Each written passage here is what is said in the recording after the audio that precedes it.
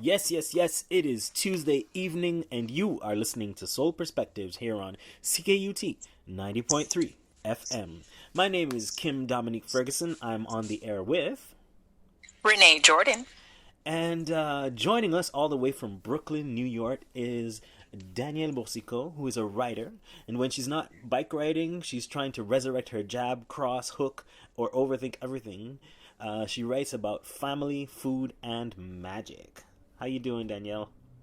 I am good. It's so happy to be here with you guys. Hello. Good, good, good. Hello. Thank you for agreeing to join us. As your bio stated, you're a writer from Brooklyn. But before we get into all of that, we because it's COVID times, we like to check in with our guests and see how they're doing. How's it going in Brooklyn? You know, it's not as bad as you would think, but it's still very wise to be cautious. Of course, I'm glued to the television 24/7, watching the news, hearing the latest updates, and everything is a panic. But I feel like as long as you preserve your joy, preserve your health, preserve your inner space, you can be okay. But right now, businesses are opening little by little, but everyone is still very careful and very aware. Yeah. So what are you doing to preserve your joy? I was about to ask that. And listen, I'm listening to music, I'm working out, I'm riding my bike as much as I possibly can. I am enjoying these adult beverages that have been my lifeline. Do not judge me, please. But I don't think you will. I think you're good like that. We're all for adult beverages. Yes. So tell us a little bit Go ahead. about yourself outside of the writing before we get down into the nitty gritty of things. Tell us a little bit about yourself. Well, all the things. Well, I'm Haitian American, so both of my parents are Haitian. I was born in Brooklyn, actually. I didn't visit Haiti until I was a full adult, and a lot of people are surprised by that, but it's just the way things fell for me. I feel a very strong connection and attachment to my Haitian culture. I speak fluent Creole and French. So outside of writing, let's see here. I've lived so many lives, but I was just talking today with somebody about my black belt in martial arts that I'm very, very proud of. That came to me at a time when I was battling a health crisis. So the fact that I was able to push through and train and reach that level really meant a lot to me. And I love the martial arts still to this day. I try to practice as much as I possibly can. I love my bike. I call her my Hot Wheels. I have a huge family with lots of little kids. And one of them, the 5-year-old, I argue with on FaceTime. We call each other roaches. Oh, God. It's a very long backstory. Very long backstory to that, but every single time that we're on FaceTime, I'm like, hey, is that my roach? Where's the roach? She's like, oh, you're the roach. And then it turns into this huge thing. So that's one of the joys of my life. I'm cooking a lot more. So during this quarantine time, when, you can't go out much and there's very limited activity outside of the house, I think a lot of people have been turning to cooking. And I've always been okay, but now I feel like I'm that girl who's like you're taking pictures, you're pulling out all the stops, all the things. I'm about to do this like TikTok thing or this like story thing on Instagram where you'll see all of my works and tremble. and somewhere in between all of those things, you are also a writer. Now, is that full time or is that like a part time thing? Well, it's full time now. Okay. I'll tell you that. Okay. I've always been a writer in my heart, but only in the last few years have I really made the commitment to try to make it my life's work, a big part of my life's work, and as far as getting paid for it. Mm-hmm. What moved you to make that change? At some point you get a moment of clarity and a moment of enlightenment, and you say, the thing that I never thought that I could do for work hasn't left me. It still continues to nag at my soul. And I feel like if I don't do this now, I'm going to regret it. I really am. And I don't want to wake up 10 years from now or even 5 years from now and say, I had a dream And I had this goal and I just never went for it. And I said, I don't want to live with that regret. So I'm going to do this for real. I'm going to write a book. I'm going to continue to write other things, and I'm going to make this my life's work as much as I possibly can. And so what was the first step like in writing for you? I don't know if I can pinpoint an actual first step, because I have been writing since I was very little. So always jotting something down, always, coming up with a story or writing a poem or whatever. But there was a turning point when I left my corporate job. I had already been writing the first book, and, I used the time that I had left over from work to put that all together. But at one point there was a turning point at work, and I had the decision to make whether I would stay there or whether I would leave. And I stood back and I said, you know what, this is a sign. This is your time. You can stay here and continue to spin your wheels at a 9-to-5, at an office job. That's perfectly great and perfectly fine, but it's not your life's work. You're spinning your wheels, pushing paper, doing something for someone else's benefit, a good benefit, but it's not yours personally. Or you can just jump off the cliff and then do this thing. Yeah. Hope that your wings are going to sprout as you're sailing down before you hit the bottom. Just out of curiosity, at that point, did you have kids already? Were you had all of those things already? Well, I don't have kids now. Okay. So I didn't have them before. So that wasn't something that was in the way, if you will. Okay. I was just looking out for myself, responsible for myself, and decided, it's now or never. Just go ahead and do it. Take this opportunity and jump. Okay.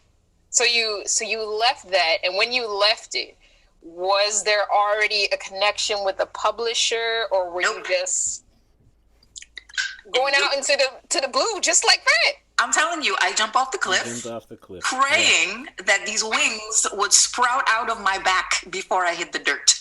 Okay. Oh, okay. Wow. That's real talk. And that, I must say, is bold for a person to do, living in Brooklyn, living in the state of New York, to do, because it is not cheap to live out there. You're absolutely right. Now, at the time, I was not in Brooklyn yet. I was still living in Queens. So still expensive, though. Oh, yeah, for sure. And I told myself, obviously you need a plan, and you can't just completely jump off the cliff with no plan for wings, even though you don't have them yet, but you have to have a plan for wings. Okay. So I kind of tried to figure out, okay. I'm sorry? Is the plan Red Bull? Is it supposed to give you wings? I should have thought of that. Damn it. The adult drink. Listen, Red Bulls comes in many forms. I'll say that. But again, I had a semi-plan. I said, well, listen, I have to pay my rent. I have to, at the time it was my mortgage. I have to eat, and I have responsibilities. So I have to come up with some sort of a plan. But it wasn't like a huge comfort cushion where I can just say, oh, you know what? It doesn't matter. I can just leave this job. Everything is fine. No, everything wasn't fine. But I still had to make a choice and to figure it out. And it forced me to figure it out. Someone a long time told me that there's no growth in comfort. As long as you're comfortable and that everything is just kind of like status quo, you have no incentive to change anything. Yeah. So I felt like that jump was my incentive to, figure it out. If it's not all figured out yet, this is the moment. Work it out, figure it out, come up with this wing plan, and then put it into motion some way, somehow. Yeah, change happens at the end of your discomfort. The first step. So you quit the job. Yeah. Where did you go from there? I went home. I went home for a moment, because I did have, a cushion, if you will, for a few months. And I allowed myself to just, focus on, okay, what's the wing plan here? How are we going to move forward once this little period of comfort has expired? What's going to be the next move? And after a while, I decided to take a job that was less demanding as far as my time. So I worked at a fitness facility, and I had done that. I had done cycling? That in the past. No, no, it was a boutique gym.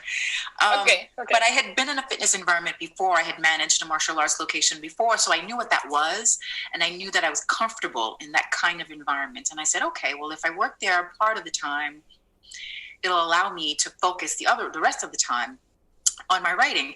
And it was part of that whole not being comfortable plan. Because if you're working part-time and you're not making what you used to make, there's that, hunger that pushes you like, okay, I got to do this. I got to do this. So, but at the same time, I enjoyed where I was in fitness. I was helping other people achieve their goals and all that. So I stayed there for like a year. And then COVID happened and forced me to come up with another wing plan. I've been wing planning for years. Whole life is a wing plan. I guess, in a way it teaches you to be flexible. Absolutely. To not get stuck into anything and to sort of be able to move from one thing to the next and not really fear the change. Yeah, and I'll be honest, I definitely am terrified of change. I've been. Who is it? Is there someone who enjoys this? Well, some people are exhilarated by it and they just welcome the challenge, the excitement. I'm like, yo, can you just let me stay here for the rest of my life and not change a single thing, please? But life doesn't allow for that. So you've got to just work it out and be flexible and adaptable and roll with the punches. Roll with those punches, those jabs, those crosses, and them hooks. So COVID hits. What happens next? I moved from where I was. Then I moved to Washington Heights for a moment. Okay. And that was a whole You moved during a pandemic.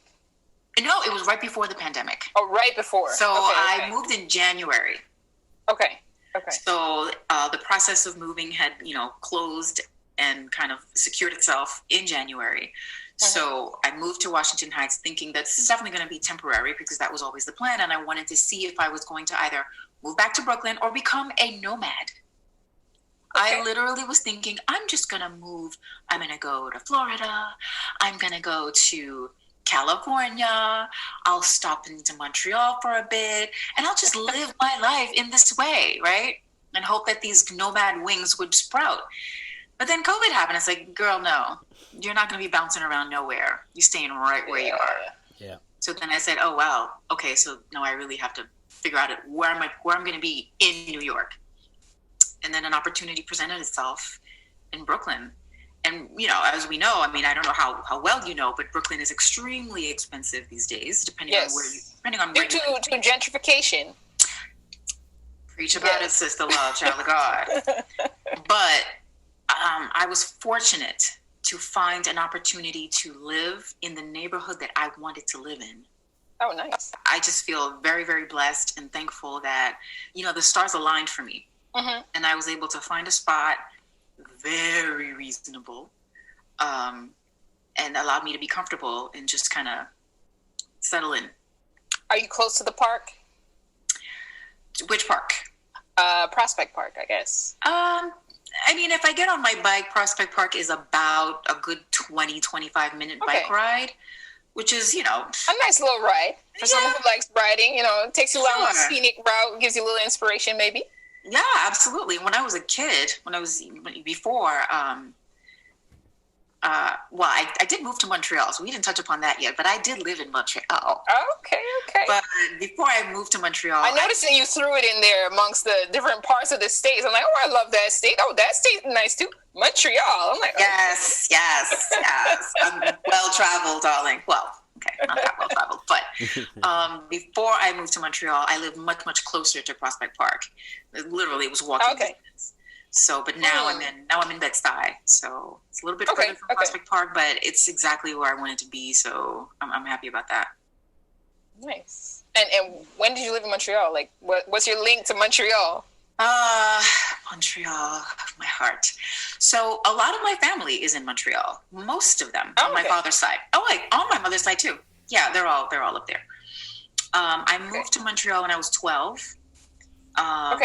Finished out my 6th grade and started my secondary there.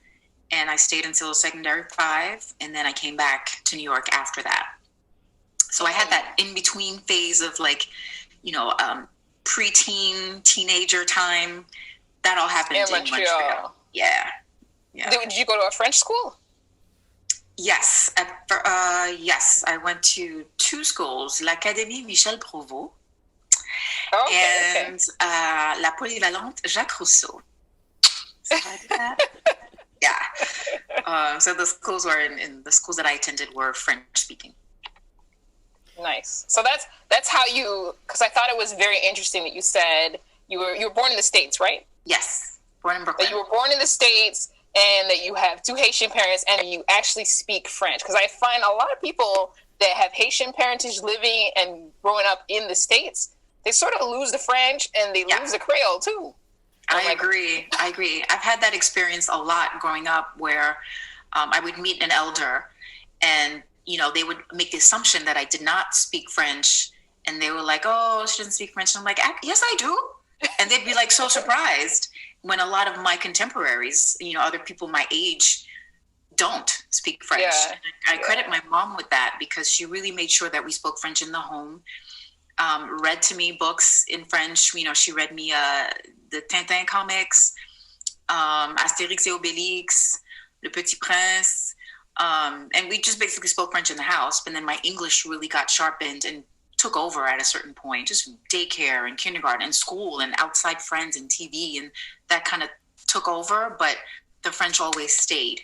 So that when I did move to Montreal, there was no language transition because I had been speaking it all along. Yeah. It was spelling and, I'd make spelling. Yeah, the little stuff that probably people in Montreal have problems with too. Well, yes, I didn't feel so alone. But that transition was fine for me. Mm.